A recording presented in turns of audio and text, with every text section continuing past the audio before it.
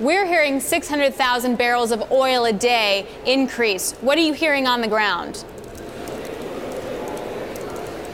Yes, Alex, great to see you again. My message yesterday as I spoke on the panel was that it's important that OPEC increases production somewhat to make up for the difference of losses in Venezuela, Iran, and also Libya.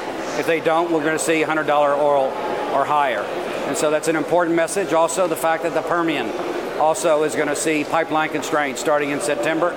It'll last about a year. And so you'll see very little growth in U.S. shale over the next 12 months, starting in September of 18 to September of 19.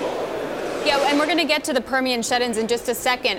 Russia has been pushing, or so it's been reported, 1.5 million barrels of oil a day output ramp up.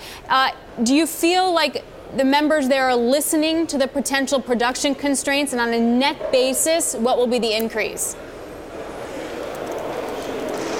Yeah, I don't think, as you know, they aren't quite adhering to their quotas. And so I think the soft number will be around 600,000. They may announce 1 million, but in reality, it'll be about 500,000 to 600,000 barrels a day. And that will be phased in over the next few months.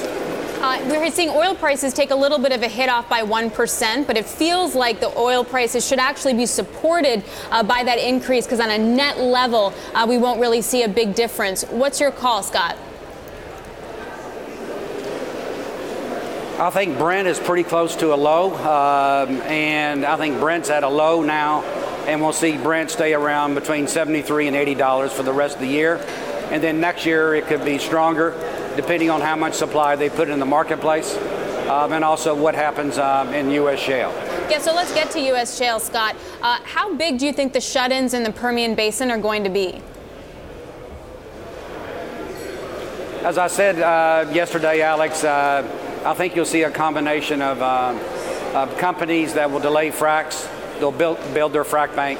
Some companies will shut in production to allow for the companies that have firm transportation that's growing, like Pioneer, like Chevron, like Oxy. And some companies will move rigs into other basins. U.S. shale will show very little growth from September of 18 to September of 19 until we see about 3.5 million barrels a day added in the Permian pipelines in late 2019 and early 2020. Do you think that we've seen the peak in Permian rig count for now, and that those rigs are going to go to the Bakken and Eagle Ford? I think we'll see a few, not much, maybe 5% of the rig count at the most. I think most people have long-term rig contracts, and it's better for them financially to delay the fracs.